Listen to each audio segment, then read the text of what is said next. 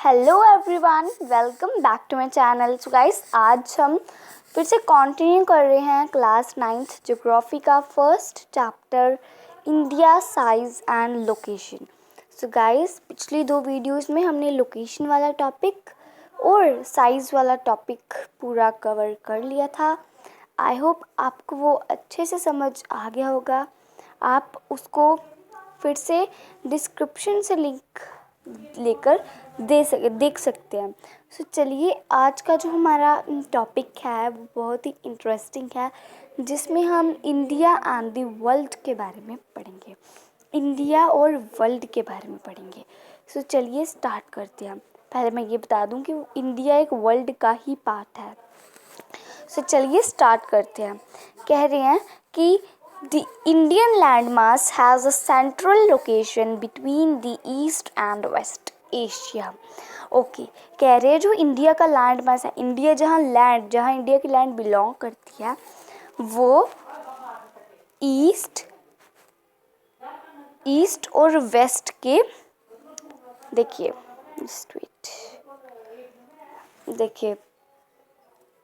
जो हमारा वर्ल्ड है, ये वर्ल्ड है, यहाँ वेस्ट और यहाँ ईस्ट, इसके बीच में सेंट्रल एशिया के बीच में यहाँ लोकेट करता है इंडिया। ओके, फिर लिखा है कि जो India is southward extension of Indian continent. India जो है वो साउथवर्ड एक्सटेंशन है एशिया कॉन्टिनेंट का। एशिया कॉन्टिनेंट से ही इंडिया की एक्सटेंशन होती है। The trans Indian ocean route, जो भी इंडियन के ओशन रूट होते हैं जो कनेक्ट करते हैं कंट्रीज यूरोप वेस्ट से ईस्ट एशिया, और ये क्या करते हैं, एक स्ट्रेटेजिक सेंट्रल लोकेशन इंडिया को प्रोवाइड करते हैं। फिर लिखा है कि नोट कीजिए कि जो डिकन पेनिनसुला होता है वो प्रोट्रूड करता है इंडियन ओशन के अंदर। डिकन पेनिनसुला इंडियन ओशन के अंदर होता है।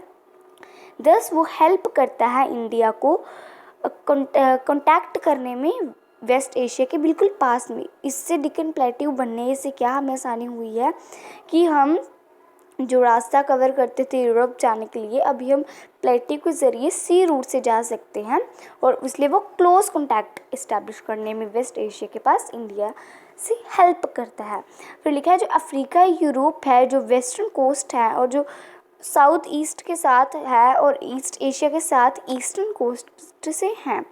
कह रहे हैं और कोई भी कंट्रीज के पास इतना ज़्यादा कोस्ट लाइन नहीं है इंडियन ओशन के बीच में एज जो इंडिया के पास है। ओके, फिर लिखा है कि जो इंडिया है वो इमिनेंट, बहुत आगे पोजीशन में है इंडियन ओशन के साथ, मीन्स उसके साथ कंटैक्ट में है।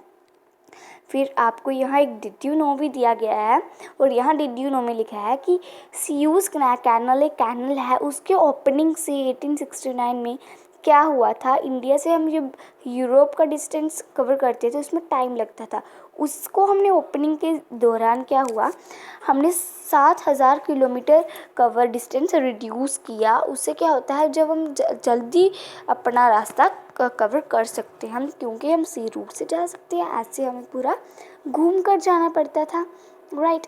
सो गाइस, मैंने पिछली वीडियो में आपको ये नहीं बताया था, सो ये मैं बता दूंगी। ये 7 लार्जेस्ट कंट्रीज़ की हमें लिस्ट दी गई है। सो चलिए इसको भी हम देख लेते हैं।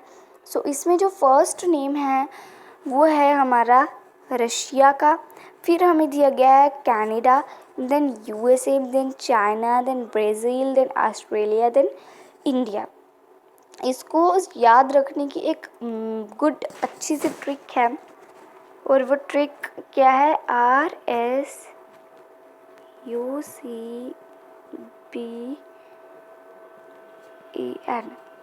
क्या बना, रकुक बैन। आप इसको याद रखिए बस। अगर R से रशिया, C से कनाडा, U से USA, C से चाइना, B से ब्राज़ील, A से ऑस्ट्रेलिया एंड I से इंडिया, ये बना है। सॉरी, रिकुक बाय बना ये। सो ये है हमारा कुछ 7 लार्जेस्ट कंट्रीज़ का मैप। सो गाइस, आप इस मैप को, मैं कह रही हूँ, इट्स अ रिक्वेस्ट, प्लीज़ इसको अच्छे से याद कीजिएगा। यही एक मैप है जो आपको इस चैप्टर के मैप वर्क में पूछा जाएगा। जितने भी बुक एक्सरसाइज के लास्ट क्वेश्चंस मैप वाले हैं आप देखिएगा, उसमें यही है एक मैप। ये बहुत इम्पोर्टेंट है। इसमें लेटीट्यूड, लॉन्गिट्यूड, फिर equator, tropic of cancer, standard meridian, then neighbouring countries, then Arabian sea, bay of Bengal, everything of this map work. जितना भी मैप वर्क है वो आपको इस चैप्टर में दिया है। इस बार बस ज्योग्राफी का ये मैप आप अंडरस्टैंड कर लीजिए, आपको सब कुछ क्लियर हो जाएगा। ये बहुत ही इम्पोर्टेंट है। I am saying guys, this is very very very much important. आप इसको ज़रूर याद कीजिएगा। तो चलिए आगे बढ़ते हैं। फिर से कह रही हूँ, इसको ज़रूर एक बार देख लीजिएगा।